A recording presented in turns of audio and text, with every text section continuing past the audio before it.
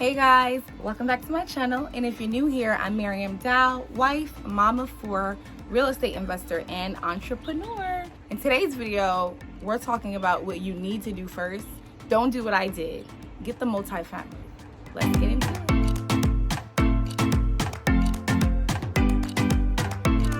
So change of scenery. I'm tired of sitting by my computer. I'm in the backyard.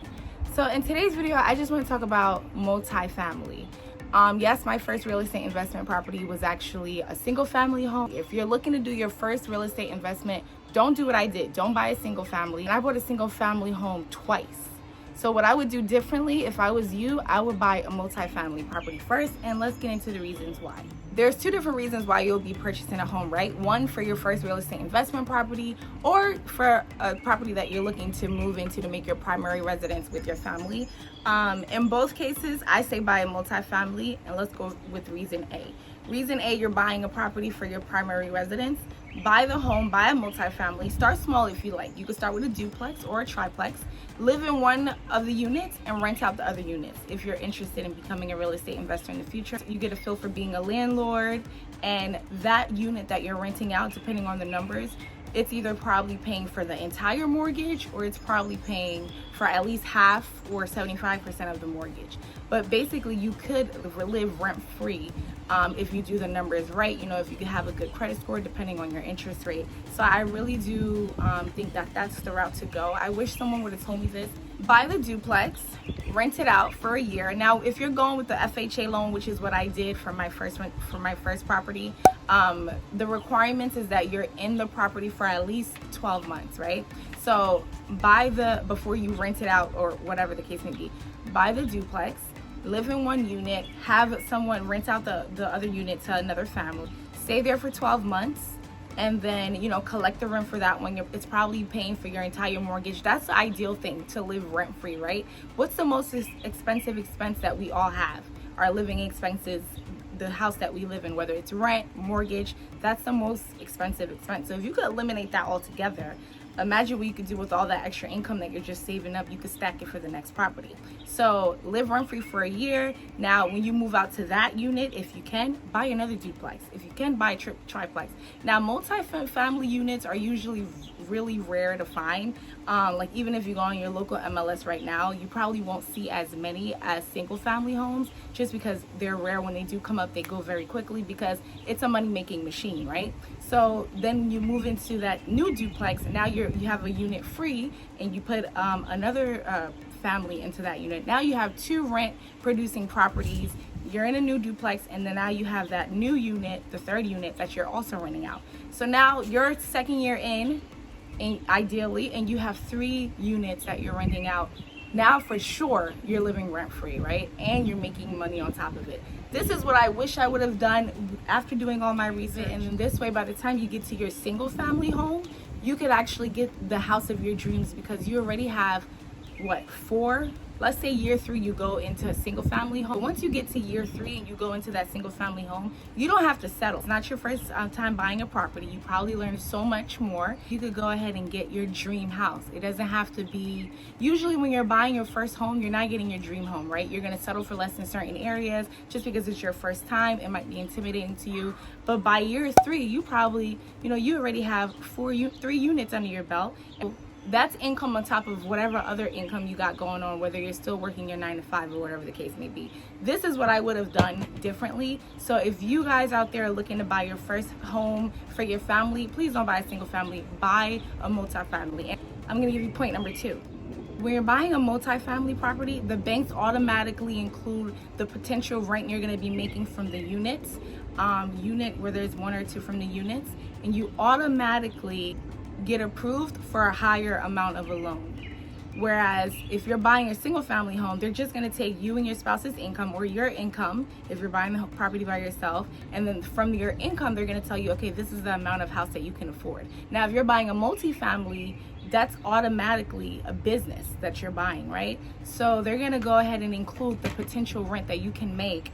They're going to look at the rent comps in the area, and they're going to include that potential rent, I think about 75% to that. So you're going to go ahead and automatically be approved for a bigger loan, because obviously a multifamily, a duplex, is going to cost more than a single family. Let me give you a quick example. Okay, so for example, say you make $40,000 a year.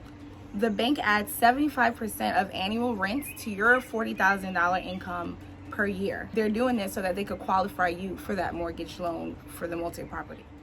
So if you make $40,000 a year as a single, if you're looking to buy a single family home, you only qualify for 6 times that $40,000, which is $240,000. So the maximum home you could afford is $240,000. And we all know 2021, you're not finding anything for $240,000. In my hood, you can't find a fixer-upper for $240,000.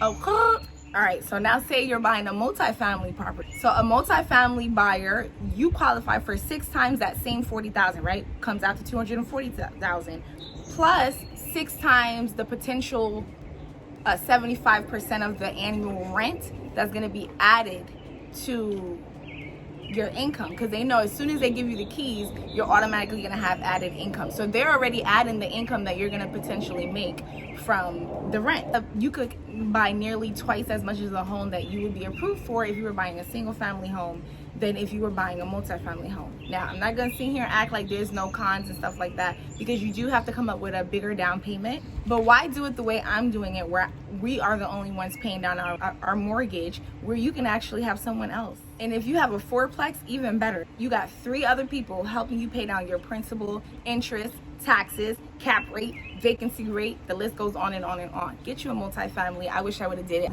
because 4 years down the line, I could have had mad properties by now. You understand what I'm telling you? Don't do what I did. Don't do what I did. You want to learn from my mistake. Don't buy a single family. Get you a multifamily property and scale up. Okay?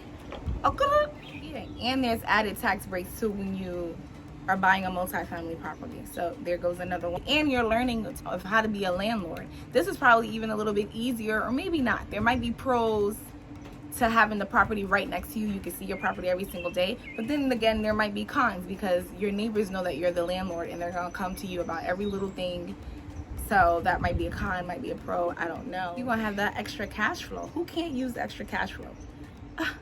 You're gonna have the extra cash flow. That alone should be a no-brainer. Buy a multifamily property.